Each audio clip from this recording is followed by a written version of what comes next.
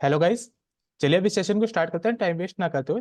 CA intermediate exams जैसे आप अब अपेयर होने वाले हैं। आप यूट्यूब पे वीडियोस देखोगे तो आपको बहुत सारी वीडियोस पे ये मिल जाएगा कि एग्जाम्स को पास कैसे करें। बट मेरा मानना ये है कि अगर हमें पता होगा कि हम किस किस बातों से फेल होते हैं ताकि हम उसको इग्नोर कर सकें। और देखो, अगर आप फेल वाली बातों पे ध्यान दोगे तो ऑटोमेटिकली पास वाली तरीके पे चले जाओगे। देखिए, सबसे पहले मैं 4-5 छोटी छोटी बातें बोलूंगा, फिर आपकी क्वेरीज को सोल्व करने की ट्राई करेंगे। सबसे पहला ये होता क्या है, स्टार्टिंग में हम बड़ी अच्छे तरीके से स्पीड मेंटेन करते हैं। बट लास्ट के टाइम पे जब सिलेबस पूरा मैशअप हो जाता है, उस टाइम पे हम अपनी हेल्थ को ध्यान देना छोड़ देते हैं। तो सबसे इंपॉर्टेंट चीज क्या है? Health. Health is the key to pass the exams. तो अपनी हेल्थ पे भी अच्छे तरीके से ध्यान रखना, क्योंकि ऐसे बच्चे काफी देखे जाते हैं जिनकी तैयारी बिल्कुल अच्छे लेवल की होती है, बट एग्जाम्स के टाइम पे हेल्थ ना होने के कारण वो एग्जाम्स में अपेयर नहीं हो पाते या वो उतना अच्छा परफॉर्म नहीं कर पाते जितना वो कर सकते हैं। सेकंड क्या आता है? Mashup. Mashup in the sense क्या होता है, कई बार हमारी क्लासेस हम इतना लंबा स्ट्रेच कर देते हैं कि वो क्लासेस स्ट्रेच होके ही रह जाती है, वो हमारे हाथ में नहीं आ पाता। और हमें लगता है कि यार इसमें मेरा इंटरेस्ट बना हुआ है, देखता जाता हूँ देखता जाता हूँ।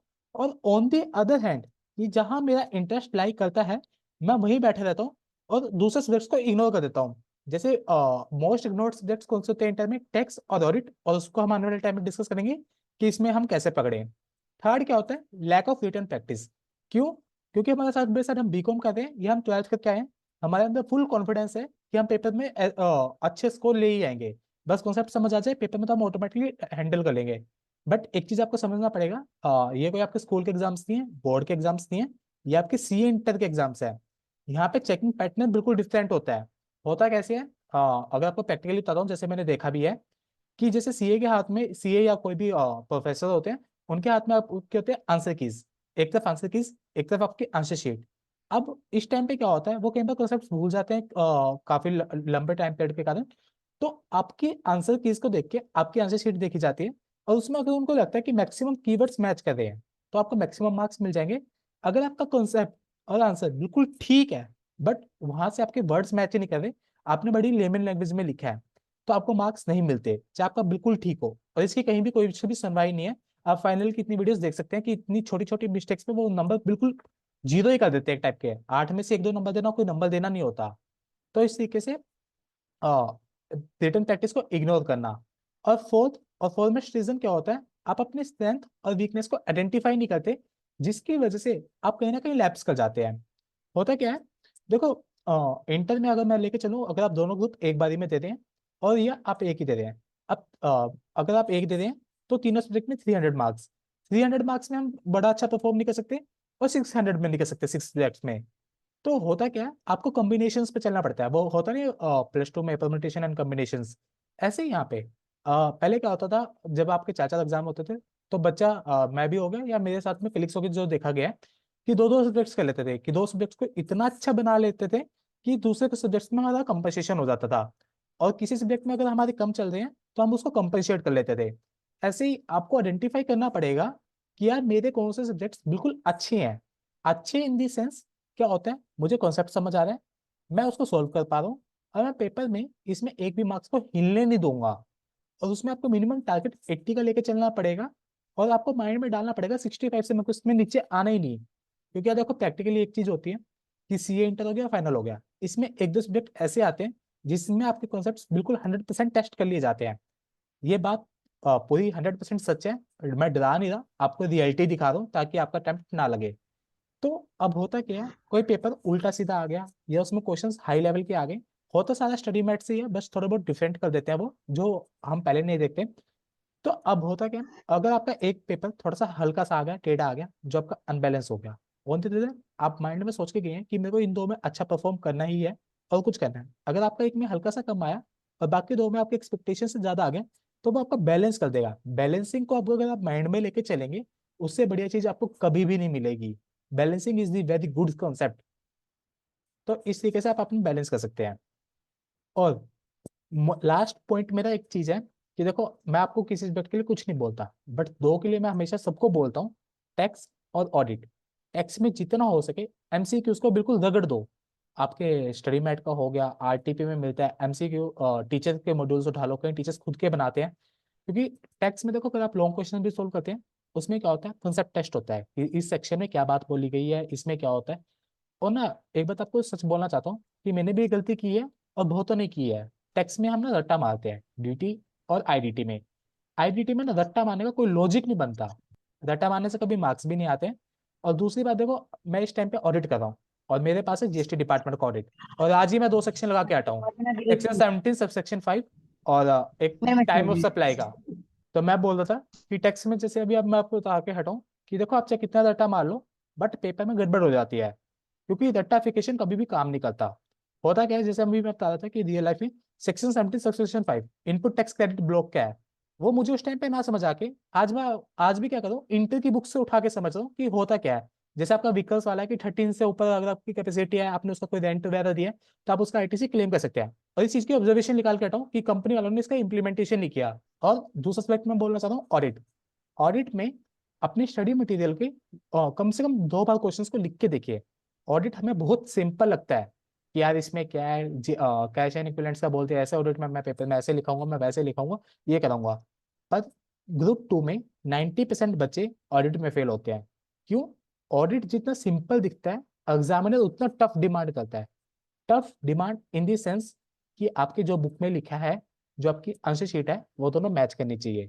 और वो दोनों मैच जब करेगी जब आप बुक का लिख के देखोगे। और ये बात टेस्टिफाइड है कि अगर आप जब तक बुक का नहीं लिखोगे, ऑडिट में मार्क्स मिलना बहुत ही ज्यादा मुश्किल है। तो 2 बार लिख के देखिए अपना, उसको अच्छे तरीके से प्रिपेयर हो जाएगा। तो मेरी तरफ से ये था। और एक लास्ट टिप ये देना चाहता हूँ कि जैसे क्या होता है, मैं आपको रियल एग्जांपल ही शेयर कर देता हूँ मेरे वाला। कि जैसे मैं भी एक बार मैंने ऑफलाइन कोचिंग इंस्टीट्यूट लिया था इंटर के टाइम पे। तो मैं देख के लिख रहा था पेपर में। तो एक जन ने कंप्लेंट कर दी, सर ये देख के लिख रहा है। तो उस टाइम सर ने बड़ी अच्छी बात बोली थी उन्होंने, क्या देख देख के लिख रहा है तो कम से कम लिख तो रहा है ना। और उन्होंने एक बात समझाई कि भाई देखो, माइंड में क्या होता है, कई बार हम सोचते कुछ है बट एग्जाम्स में कुछ और लिखते हैं।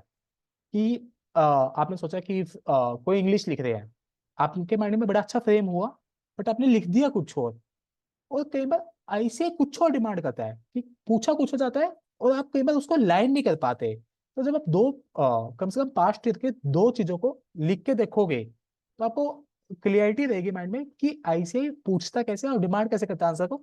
और मैं 100% गारंटी दे सकता हूँ कि अगर आप 2 पास्ट ईयर को लिख के देखोगे ना, आप दूसरों से अच्छा स्कोर कर पाओगे। चाहे उनका 100% सिलेबस है, आपका 80% सिलेबस कंप्लीट है, बट आप उनसे ज्यादा स्कोर कर पाओगे, क्योंकि आपको पता है कि ऐसे कैसे डिमांड कर रहा है और आपको कैसे लिख के आना है। मेरी तरफ से इतना है, चलो अब आपके डाउट्स लेते हैं। हाँ विवेक, ये एक डाउट आया है कि टैक्सेशन कैसे करें, टैक्सेशन को टैकल। ठीक है, इसमें अभी 4 अभी इनको रीड करूँ तो मैं वन बाय वन करके आ जाता हूँ। सबसे पहला है अकाउंट्स का पता देना। देखो यार, अकाउंट्स में क्या चीज है, पहले तो दोनों अलग अलग था 200 का, अब आपका 100 में कर दिया कंबाइंड। स्टिल ये मानना है कि एएस काफी इजी होते हैं। जैसे आपका AS2 हो गया, माइंड में बैठे बैठे तो आप 2 मिनट में रिवाइज कर सकते हैं कि अच्छा इसके अंदर ये 2 मेथड है, कॉस्ट और another whichever is lower, raw material की वैल्यूएशन कब करेंगे, जब हमारा फाइनल प्रोडक्ट की वैल्यू लो होगी। तो आप उसको बड़े अच्छे तरीके से रिवाइज कर सकते हैं। और अकाउंट्स एक आपका ना ग्रुप 1 का सर्वाइवर है। अकाउंट्स ये देखा जाता है कि जैसे कई बार लो में मेजोरिटी बच्चों के कम आ जाते हैं, लो हो गया या टैक्स हो गया, क्योंकि टैक्स का पेपर थोड़ा अटपट आ जाता है, बंदे की तैयारी सही सी नहीं होती। तो अकाउंट्स आपका बैलेंस करता है। तो अकाउंट्स में मैं आपको बोल रहा हूँ कि कसम खा के बैठना पेपर में, मेरे को 70 से नीचे चाहिए ही नहीं। अगर 70 से नीचे आ रहा है, इट मीन्स आप डेंजर जोन में जा रहे हैं। तो आप अपने अकाउंट्स पे वैल्यू लगा के चलना। और इसमें आप कुछ नहीं, आईसीआई स्टडी मटेरियल के क्वेश्चंस को कर लो एक बार, और 2 आरटीपी, 2 प्रीवियस ईयर, एक बार आप इनको कर लीजिए, डबल टाइम्स कर लीजिए। इसके बाद आपको कोई 60-70 से तो हिला ही नहीं सकता। 60 से 80% का पेपर आपका आईसीआई के स्टडी मटेरियल से मिल जाएगा। फिगर चेंज हो सकती है, 100 की जगह 120 दे दिया, बट स्टेटमेंट वही रहती है। टेक्स्ट को कैसे रिवाइज करें, टेक्स्ट की प्रैक्टिस के लिए एक चीज बता दिए कि आप उसके एमसीक्यूज की प्रैक्टिस कर सकते हैं।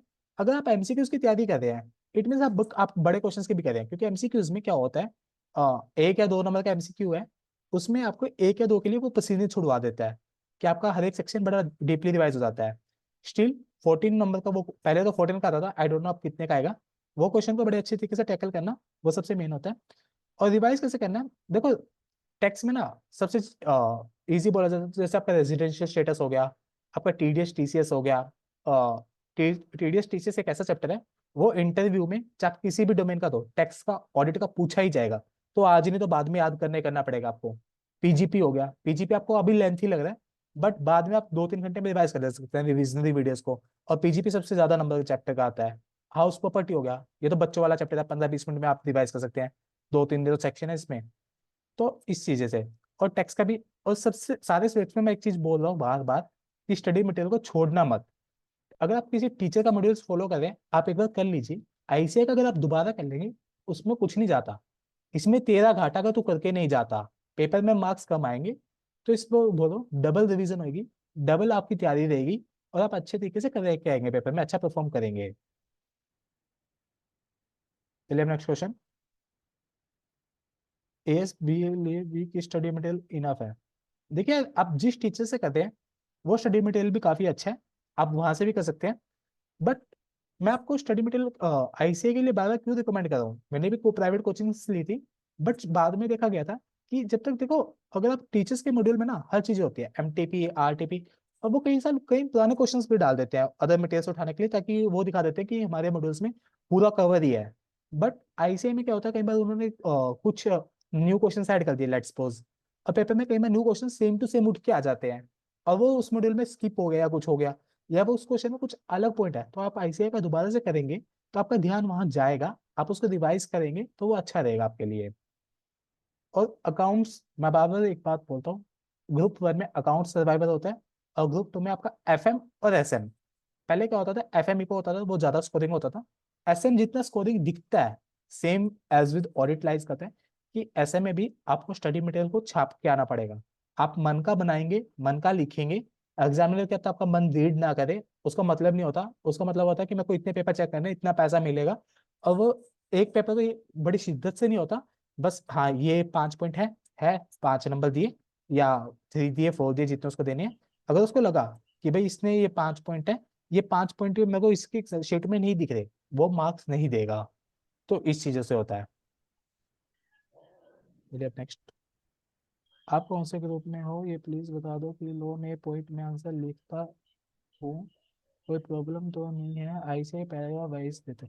नहीं यार देखो, वैसे कोई प्रॉब्लम नहीं होता, इतना इशू नहीं होता। उसमें आप तीन चीजें होती हैं, पहले आप सेक्शन कोड करते हैं, फिर आप इशू आते हैं थर्ड सेकंड पैरा में, और थर्ड में आप उसका कंक्लूजन देते हैं। अगर आप उसके अंदर पॉइंट्स कोड कर देते हैं, कुछ नहीं होता इतना कुछ। देखो, हर थ्योरी एक ऐसा सब्जेक्ट है, हर जने के अपने प्रेजेंटेशन के तरीके होते हैं, बट स्टिल थोड़ा बहुत ऐसे का फॉर्मेट फॉलो करना, थोड़ा बहुत खुद का करना, हो जाएगा, इतना कुछ नहीं होता। और लॉ में और टेक्स्ट में एक बात का ध्यान रखना, सेक्शन नंबर लिख के आओगे कोई एक्स्ट्रा मार्क्स नहीं मिलेगा, बट गलत सेक्शन कोड कर दिया, कई एग्जामिनर ठीक होते हैं, वो कई बार इग्नोर भी कर देते हैं कि आपका कट कर देंगे, बट क्या तो मार्क्स डिडक्ट करें ना करें। कुछ एग्जामिनर ऐसे होते हैं गलत सेक्शन देखते ही वो जीरो भी कर देते हैं, तो इस चीज का आप बड़े अच्छे तरीके से ध्यान देना कि मैं गलत चीजों को कोट ना करूँ।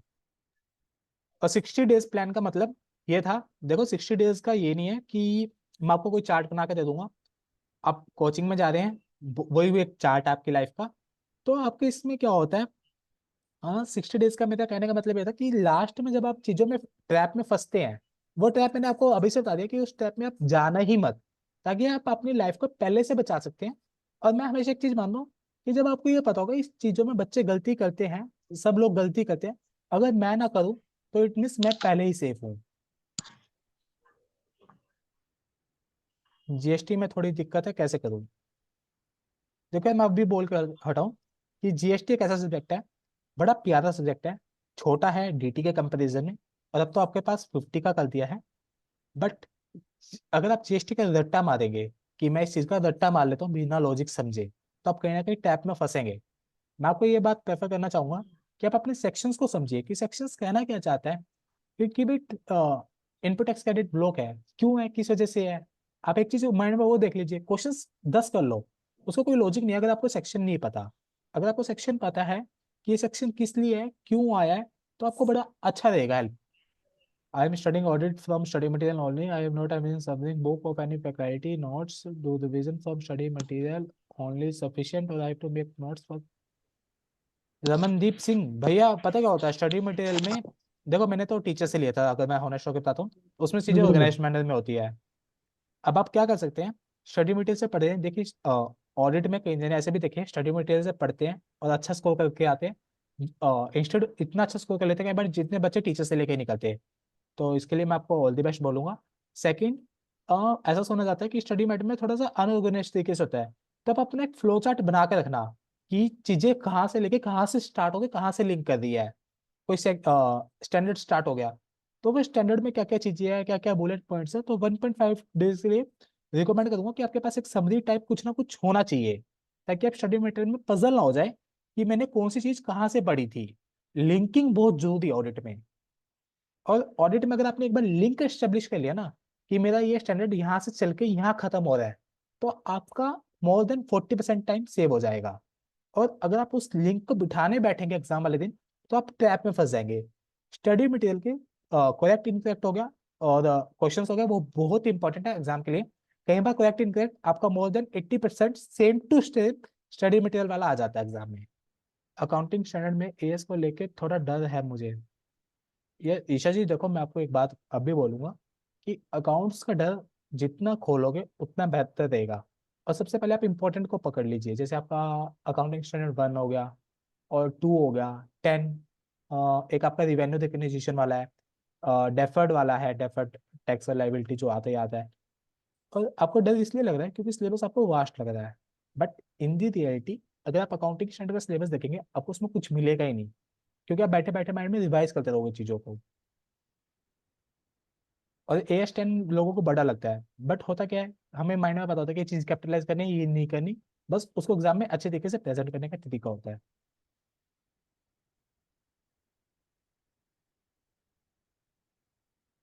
ब्रांच अकाउंटिंग या अकाउंटिंग स्टैंडर्ड्स, देखो करके सब कुछ जाना है अकाउंट्स में। अकाउंट्स में मैं एक बात भी नहीं बोलूंगा कि कुछ भी छोड़ के जाए, बट सबसे पहले आप एक चीज को देखिए जिसकी आपकी मार्क्स परसेंटेज अच्छी है। और सब्जेक्ट्स के अंदर भी आप अपने वीकनेस को आइडेंटिफाई कर सकते हैं कि यार ये मेरा वीक एरिया है, तो वीक को भी हमने ज्यादा वीक नहीं छोड़ना, क्योंकि देखो still at the end 40 marks minimum मेरे को पास होने के चाहिए, चाहे कितना मैं बैलेंस कर लूँ। और अकाउंटिंग स्टैंडर्ड अगर आपको लगता है कि अच्छा एरिया है तो आप उस पर फोकस करो। अब मैं इस पर बार बार जोर इस करके डाल दूँ क्योंकि आगे भी काम आएगा। अगर आप ब्रांच अकाउंटिंग छोड़ के जाएंगे, ब्रांच अकाउंटिंग में अच्छे खासे नंबर का आता है क्वेश्चन, तो आप उसको लूज कर देंगे।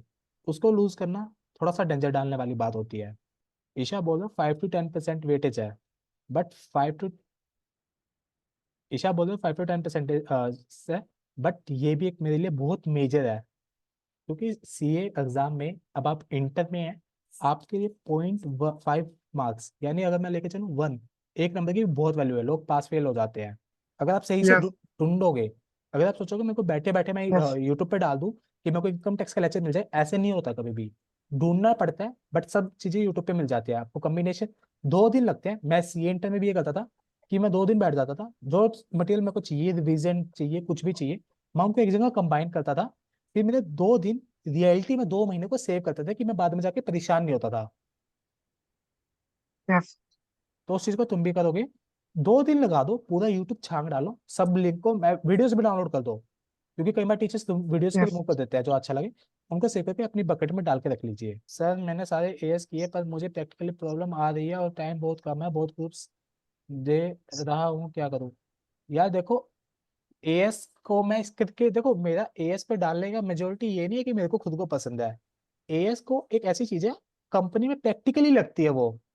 अगर आप आज ही दिक्कत खाओगे तो आगे बहुत इशू आ जाता है। ऑडिट हो गया, अगर आप कंपनी की बैलेंस शीट्स है, अनलिस्टेड कंपनी है, इस चीज को बोलो कि सेम टू सेम चीजें मैंने कंपनी में अप्लाई होते दिखी है। और इंस्टेड उनको जाके मैं इंटर की बुक से बताता हूँ कि ये देखो ये चीजें यहाँ लिखी हुई है और आपकी बैलेंस शीट में ये गलती है। तो आपको उनसे देखो, आप उनसे प्यार करिए चीजों से, ताकि आपको आगे जाके उनकी रिटर्न्स अच्छी मिले। अगर आप नफरत करेंगे वो आपको इशू खड़ा करेगा। ठीक प्रिंस, है। मैं आपको ये बोल रही थी कि अब अगर आप ज्यादा ही प्रॉब्लम आ रही है और टाइम कम है क्योंकि आपके पास, तो आप सिर्फ और सिर्फ मॉड्यूल के ही क्वेश्चन करो। जितने एएस में मॉड्यूल के क्वेश्चन है ना, वो मॉड्यूल क्वेश्चन कंप्लीट कर दो, क्योंकि 80% तो मॉड्यूल से आना है, ये तो कंफर्म है। तो आप एटलीस्ट एएस में उतना तो सिक्योर कर पाओगे जितना आपको चाहिए। ठीक है, अगर टाइम कम है बिकॉज क्योंकि आप बहुत ग्रुप दे रहे हो ऑफ कोर्स, तो फिर आप सिर्फ मॉड्यूल ही कवर करो अभी। और गाइस अगर आपको मैं एक चीज दिखा और देता हूँ। मॉड्यूल में तो क्वेश्चन कम ही होते हैं। हाँ थैंक यू मुस्कान। मैं आपको एक चीज दिखा देता हूँ, जैसे आप ऑडिट से भी आपको डर लगता है कि क्या होता है। मेरा तो इंटर हो गया, बट ये देखिए पूरा ऑडिट मैंने अपनी डायरी के पीछे लिखा होता है। कुछ भी इंटरव्यू होता है, सेम टू सेम ऑडिट पूछा जाता है। अगर आप देख सकते हैं मैंने पूरे ऑडिट से, इंटरनल ऑडिट क्या होता है, इंटरनल ऑडिट कहाँ अप्लीकेबल होता है, इंटरनल कंट्रोल्स कहाँ अप्लीकेबल्स होते हैं, एएस के नाम क्या है, ये सब चीजें। और ये मेरी कंपनी की डायरी है, ताकि कभी आगे इंटरव्यू हो तो मैं यहाँ लिखते रहता हूँ चीजें, आगे गाइडेंस के भी बहुत काम आता है। तो अब मैं इसको सम अप करता हूँ कि किस किस चीजों का आपको बड़े अच्छे तरीके से ध्यान रखना है। पहला, तबीयत का। सेकंड, आपको अपनी स्ट्रेंथ को आइडेंटिफाई करना है, और वीकनेस को एलिमिनेट करना है ताकि मैं उसको स्ट्रेंथ बना सकूं। और स्ट्रेंथ को मेरे को ये चीज करनी है ताकि मैं उसमें इतने मार्क्स ला सकूं ताकि कुछ गड़बड़ होती है मैं उसको बैलेंस कर पाऊं। थर्ड, कम से कम 2 प्रीवियस पेपर मेरे को देखना है, लिखना है, दिमाग नहीं चलाना। मेरे को पढ़ना है, अच्छा हाँ ये चीज पूछी हुई है, अच्छा मैं सोल्यूशन खोल के बैठता हूँ या बैठती हूँ, फिर उसको पूरा same to same copy paste करिए ताकि आपको फॉर्मेटिंग समझ आएगी। फिर इसके बाद लास्ट, थोड़ा टाइम आप खुद को दीजिए, थोड़ी देर आप शाम को बाहर घूमिए, फोन को घर पे रखिए, और पूरे दिन जो आपने पढ़ा उसको माइंड में रिकॉल कीजिए। मैंने आज ये पढ़ा है, इस टॉपिक में ये था, इसके अंदर ये सबसेक्शन था, इसके अंदर ये चीज थी, इस चीज का मेरे को ध्यान रखना है, इस चीज में मेरे को ये इशू है। फिर अगर आपको लगे माइंड में मैं कुछ पॉइंट को स्किप कर गया हूँ, दोबारा जाइए, बुक को ओपन कीजिए, तो उसको लिख लीजिए एक बार। जब तक आप नहीं लिखेंगे, बचपन में एक चीज को आप ध्यान रखिए, आप क्लास 1 में, सेकंड में, थर्ड में आप फर्स्ट आते थे, तब अपनी मम्मी से पूछिए, आपकी मम्मी कहेगी मैं माँ माँ के लिखवाती थी कॉपी में। तो लिखना इज द की। और आजकल हम सोचते हैं हम इंडिपेंडेंट हो गए, तो इंडिपेंडेंट होने के कारण हमने वो चीजें छोड़ दी हैं जो हमें एडवांटेज देती थी। अगर आपको कोई भी डाउट है, आप मेरे को कभी भी रीच आउट कर सकते हैं, मेरा लिंक्डइन पे है, विवेक बंसल के नाम से। और ये मेरे को बहुत खुशी फील हुई है टाइम स्पेंड करके। Thank you so much Vivek, I am so grateful कि आपने इनविटेशन एक्सेप्ट कर ली मेरी। Okay guys, good evening. Okay विवेक।